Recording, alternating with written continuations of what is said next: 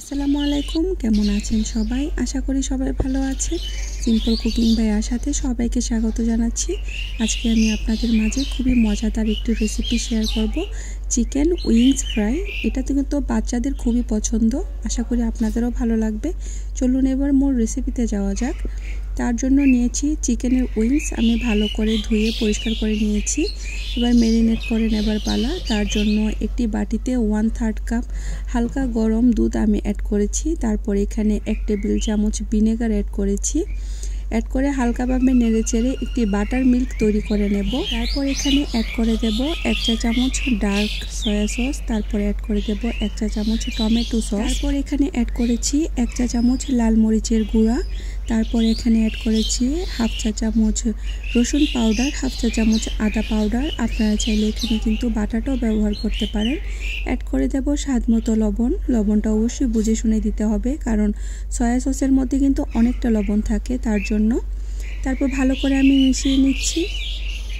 ভিডিওর এই পর্যন্ত এসে যারা একটি লাইক দিতে ভুলে গিয়েছেন, অনুরোধ রইল একটি লাইক দিয়ে সম্পূর্ণ ভিডিওটি কন্টিনিউ করার জন্য। এবার সবগুলো চিকেন উইংস আমি এখানে অ্যাড করে দেব, ভালো করে মাখিয়ে নেব। ভালো করে মাখিয়ে আমি ম্যারিনেট করার জন্য রেখে দিব 3 থেকে 4 ঘন্টার জন্য। আপনাদের হাতে যদি সময় না থাকে, আপনারা 1 ঘন্টার জন্য হলেও ম্যারিনেট করে রেখে দিবেন। তারপর এখানে একটি বাটির মধ্যে নিয়ে নিচ্ছি 1 কাপ ময়দা। তারপর এখানে অ্যাড করে দেব 1 চা চামচ কর্নফ্লাওয়ার। অ্যাড করে দেব স্বাদ মতো লবণ। তারপর এখানে অ্যাড করে দেব 1/2 চা চামচ আদা পাউডার, 1/2 চা চামচ রসুন পাউডার, করে দেব 1/2 চা চামচ লাল মরিচের গুঁড়া। তারপর শুকনো উপকরণগুলো আমি ভালো করে হাত দিয়ে ঘষে ঘষে মিশিয়ে নেব। আমার এই সিম্পল রান্নাগুলো যদি আপনাদের কাছে ভালো লেগে থাকে, প্লিজ লাইক, শেয়ার, কমেন্টস করবেন। আপনাদের সুন্দর কমেন্টস আমার পরবর্তী ভিডিও বানাতে অনেক বেশি উৎসাহিত করে। আর প্লিজ সবাই সাবস্ক্রাইব করে আমার সাথেই থেকে যাবেন। সবগুলো শুকনো উপকরণগুলো ভালো করে মিশিয়ে নেবার পর এবার আমি চিকেন উইংসগুলো এই শুকনো উপকরণের মধ্যে আমি দিয়ে দিচ্ছি। তারপর হাত দিয়ে চেপে চেপে আমি ভালো করে লাগিয়ে নিচ্ছি। আমি কিভাবে লাগিয়ে নিচ্ছি প্লিজ আপনারা দেখে বুঝে নেবেন। চিকেন উইংসের উপর ময়দাটা বারবার দিয়ে চাপ দিয়ে দিয়ে আমি কিন্তু বসিয়ে দিচ্ছি। তারপর হালকা ঝেড়ে আমি ময়দাটা ফেলে দিব। এভাবে আমি আরেকটি উইংস আমি তৈরি করে নিচ্ছি, প্লিজ আপনারা দেখেই বুঝে নেবেন।